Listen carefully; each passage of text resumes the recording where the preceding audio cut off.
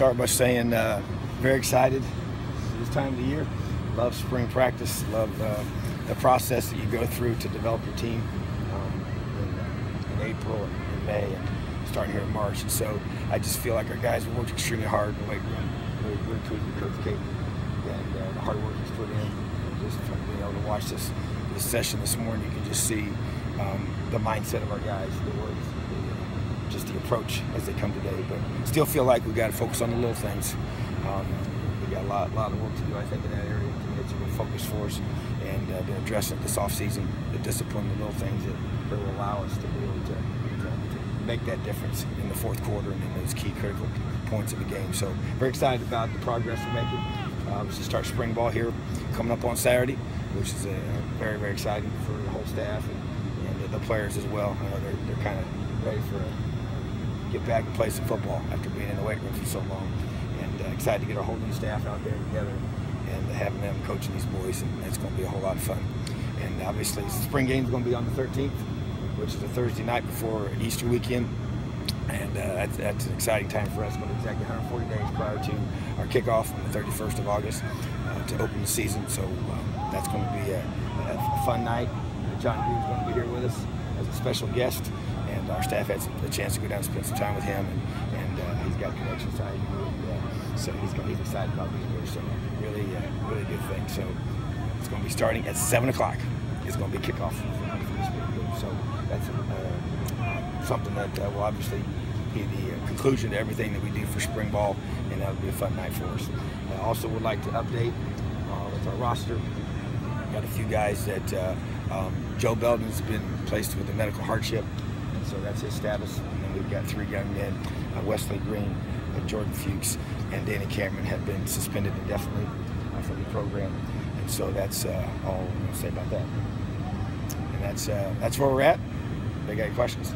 Any position changes going into spring? You guys are going to move around and try out? You know, Canyon's going back to running back. I think we addressed that earlier. Other than that, no specific changes in terms of as the guys finished up in the fall. That's where they're going to start here in the spring, and just trying to get some guys healthy and get some guys squared away. I guess, are there any kind of new health updates across either side of the ball? You know, obviously, Simi has been encouraging by his development, and he's come along really well. Watching him move around is encouraging for us, and we need to get him back. And Mike Majette, same thing. And Cole Gas, those guys were all out during the season.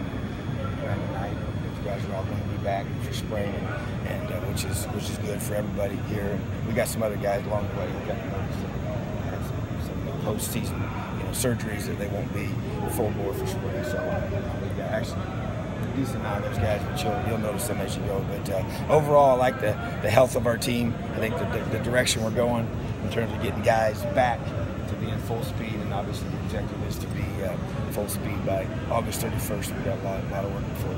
Obviously, they can't have a ton of contact just by off-season rules, but with the new coaches you brought in, I guess how pleased are you with maybe the way they've kind of started bonding with their position groups? Yeah, I think it's been really positive. We've attracted some really high-quality people that I know one of their strengths is relationship building and being able to do it in their own way. Everybody has their style.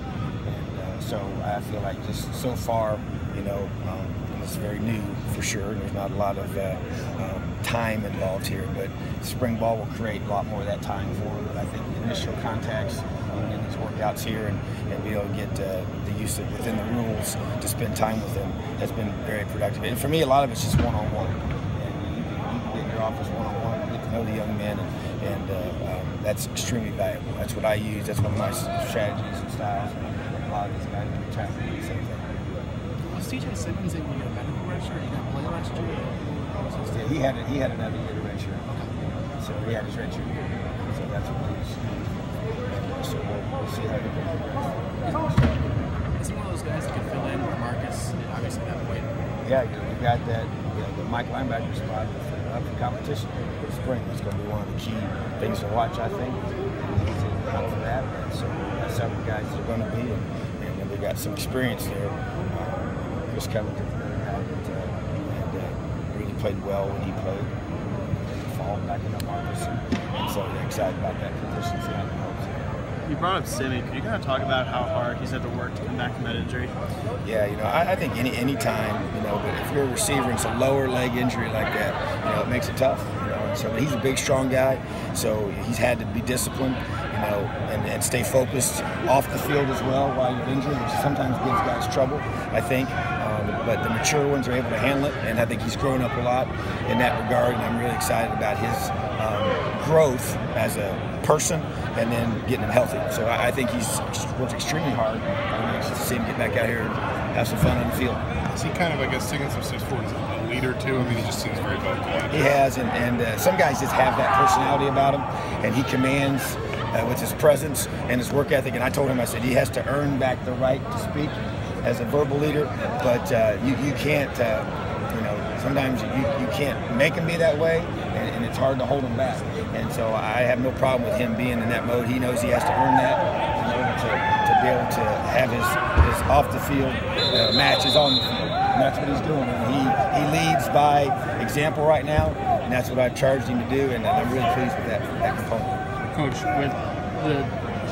you're going to play a triple option team this fall. Is there any preparation you're going to do this spring in terms of that? There will be, and I've played Navy in the past. We played Georgia Tech in the past, and so other places I've been. So we have a plan for that, and it will begin to be implemented this spring. Not prior to spring break, but post spring break we'll start working on it. And you pretty much have to, because we don't play them in a bowl setting, so you only have a certain number of days to get ready for it.